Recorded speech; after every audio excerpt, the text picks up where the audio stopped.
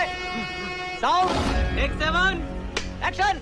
BJP की तरफ से बार बार हिंसा भड़काने की कोशिश की। कपिल मिश्रा का भाषण आप निकाल कर देख लें राकेश जी, वो जो दंगे हुए थे उससे 2 दिन पहले का, डीसीपी बराबर में खड़े हैं। डीसीपी के बराबर में खड़े होकर कपिल मिश्रा ने कहा कि अगर कल 24 घंटे तक आपने इनको नहीं हटाया तो हम खुद हटा देंगे और हम इन्हें भगा देंगे, ये कर दे। इस तरह भड़का के लोगों को माहौल खराब किया गया और उस माहौल खराब होने के बाद ही दिल्ली में दंगे भड़के, जो कि दुखद थे। नुकसान दोनों तरफ हुआ, हत्याएं दोनों तरफ हुई। उस पर हमें शर्मिंदा होना चाहिए और हमें ऐसी दंगे न हो। ये बताइए, इसका प्रयास हमेशा केवल सरकार को, प्रशासन को नहीं। हुसैन को इसलिए तो नहीं फंसाया गया। शर्म आनी चाहिए आपको। अंकित शर्मा की हत्या बहुत ही दुखद हत्या थी और उस समय भी बहुत शोक लोगों में हुआ था और सबने उसकी निंदा की थी और दंगाइयों ने उसे मार दिया था।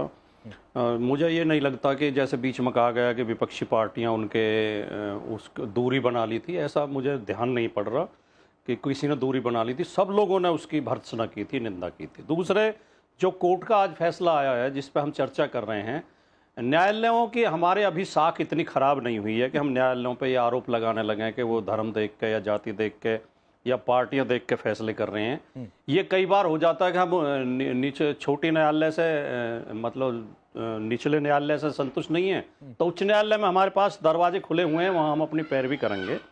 लेकिन दिल्ली दंगों में भी जैसे आपने 4 नाम पढ़ के पूछा कि इनका मजहब क्या है, राकेश जी, हमें इस डिबेट को मजहब में बांटना ही नहीं चाहिए। धर्म और मजहब की चर्चा नहीं होनी चाहिए, वरना तो हमें ये भी ध्यान देना पड़ेगा कि दिल्ली दंगों में कुल 53 हत्याएं हुई थी पुलिस के रिकॉर्ड के अनुसार, जिनमें 38 मुसलमान थे और 15 हिंदू थे।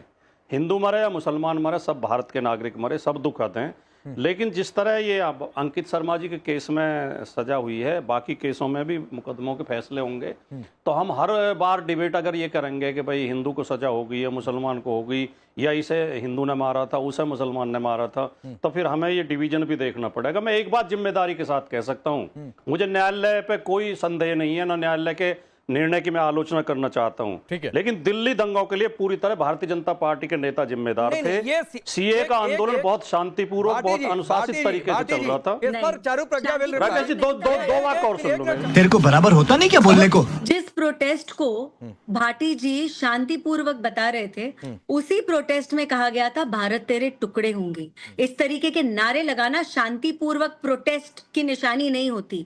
उसी प्रोटेस्ट में भारत की चिकन नेक को तोड़ने की बात करी गई थी। उसी प्रोटेस्ट में नहीं, रुक जाइए, ये सीए के प्रोटेस्ट, एनआरसी के प्रोटेस्ट के जो हीरो आपने बना रखे हैं ना, उमर खालिद, उसके कारनामे मैं आपको गिनवा रही हूँ। क्या?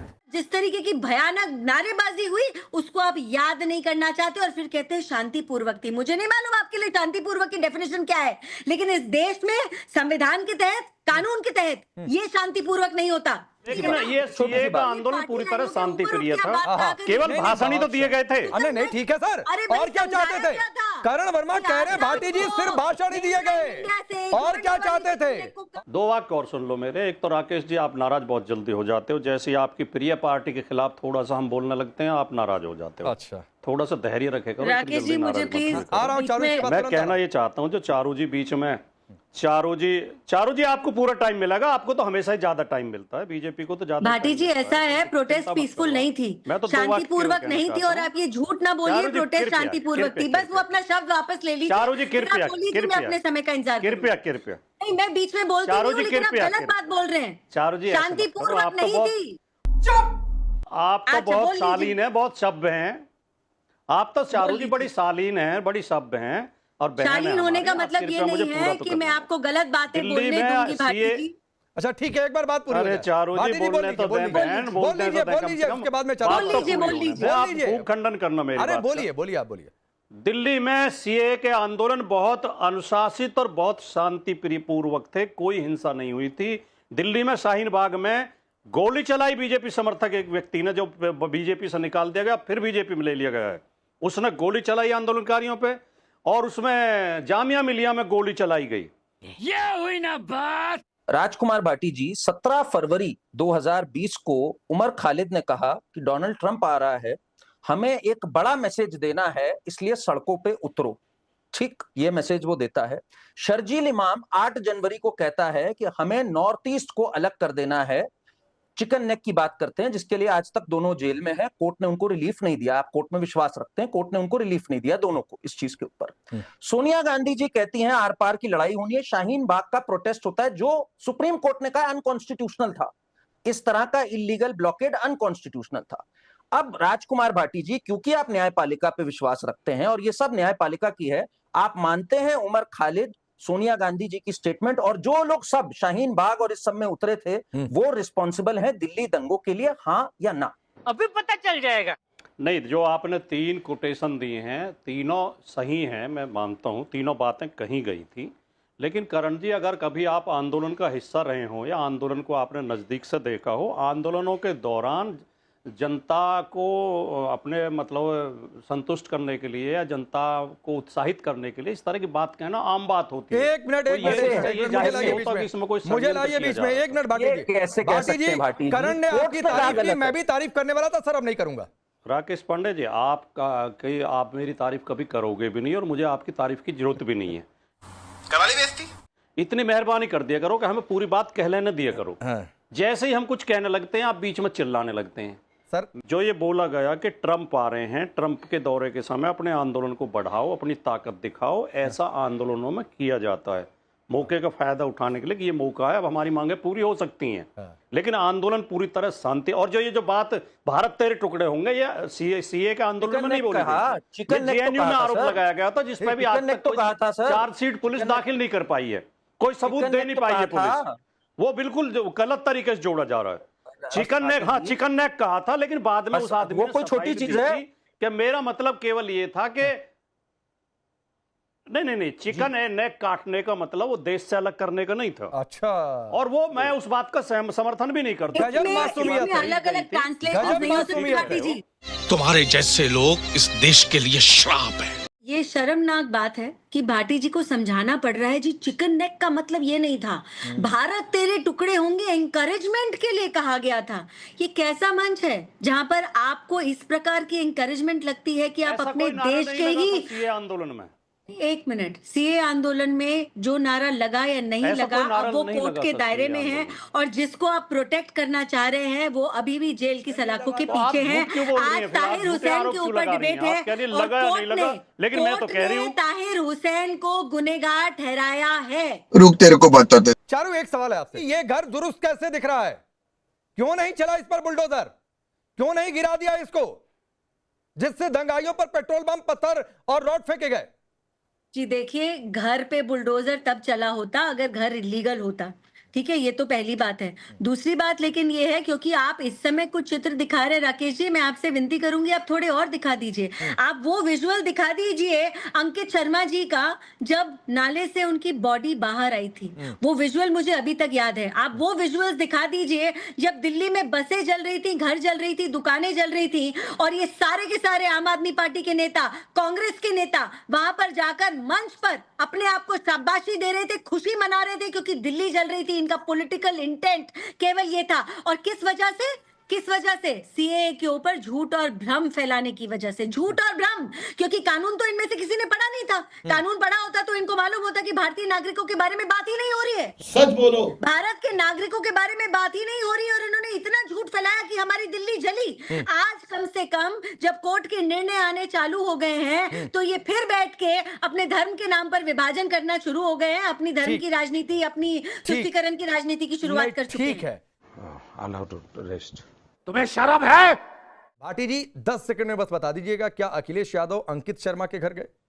नहीं, मुझे याद नहीं पड़ रहा, लेकिन इसका मतलब क्या है? आप ये क्यों नहीं, मतलब आगे बताऊंगा, मतलब फिर आगे बताऊंगा। ये उत्तेजना नहीं है सर, सवाल है, सवाल को उत्तेजना समझेंगे तो फिर नहीं, मतलब तो आप बीजेपी की आप ये अब आपको लग सकता है सर, मुझे कुछ नहीं है, आपको दादरी अखलाक क्या जाना समझ में आ जाएगा, आपको दूसरी घटनाओं में ये विरोध नहीं है, ये विरोध नहीं है सर, दिखाई दे रहा है। अरे चाटना है चाटिए, जितना चाटना है चाट के लाल कर दीजिए। भाटी जी सुनिए, ये लेक्चर मत दीजिए, हटके आप बीजेपी भाटी जी पत्रकारिता का लेक्चर मत दीजिए, नेतागिरी का पाठ अपने खुद पढ़िए। मैं बार बार कहता हूं कोई नेता मुझे पत्रकारिता मत सिखाए, मैं बार बार कहता हूं। और अगर सर आप पत्रकारिता सिखाने आइए तो पहले नेतागिरी दुरुस्त कर लीजिए और जाकर अपनी पार्टियों को समझाइए जो जाकर ताहिर हुसैन का मदद देख रहे हैं। और अगर आप अपनी बिरादरी में ये नई सहमति बना सकते हैं तो आपको किसी पत्रकार को पत्रकारिता सिखाने की जरूरत नहीं है, ये समझिए। अंकित शर्मा पर अगर एक पत्रकार भावुक होता और अंकिता भंडारी पे नहीं होता और वो ब्रिजभूषण सेंगर और प्रज्वल रोहन्ना पर प्रश्न नहीं पूछता तो भाटी जी जैसे व्यक्ति उस पत्रकार पर प्रश्न खड़ा करेंगे तो उसको चिल्लाना नहीं चाहिए क्योंकि वो पत्रकार और विपक्ष है। कोई अहम की बात नहीं है ये। नहीं, किसने अगर पत्रकार न्यूट्रल होकर नहीं है, समाज के लिए प्रश्न पूछेगा, आप याराना दिखा लीजिए, डिसाइड करेगा, आप याराना दिखा लीजिए, तो पत्रकार आप याराना दिखा लीजिए चंद्रमोहन जी, आप याराना दिखा लीजिए, मुझे कोई दिक्कत नहीं है। मैं फिर वही बात कह रहा हूं, पहले आप नेता अपने में सहमति बना लीजिए कि हम किसी आरोपी या दोषी का मजहब नहीं देखेंगे, उसके बाद आकर ज्ञान दिया करिए। सर मैं ज्ञान सुन लूंगा, अगर हम ज्ञान सुन लूंगा, अपनी आलोचना भी सुन लूंगा। सिस्टम बदल जाता है। वाह, क्यों नहीं आज एक ऐसे व्यक्ति जो मंत्री बनकर दिल्ली सरकार में बैठा है, क्या उसके ऊपर जांच हुई? उस समय पुलिस जो भी उस समय की सरकारी संस्था थी वो किसके अधीन थी? गृह मंत्रालय, सेंटर के अधीन थी। तो उस अधीनता के अंदर क्या सिर्फ एक धर्म एक मजहब दोषी पाया गया? क्या दूसरे मजहब के अंदर, दूसरे धर्म के अंदर क्या कोई वक्तव्य ऐसा नहीं था जो इस बात को इंगित करे कि दिल्ली के दंगे के अंदर जो नरसंहार हुआ और 50 से 60 लोग मारे गए उसके अंदर सिर्फ एक ही मजहब दोषी ठहराया जाएगा? तो चंद्रमोहन जी सोच समझ कर बोलिए, किसी मजहब को दोषी नहीं ठहराया गया।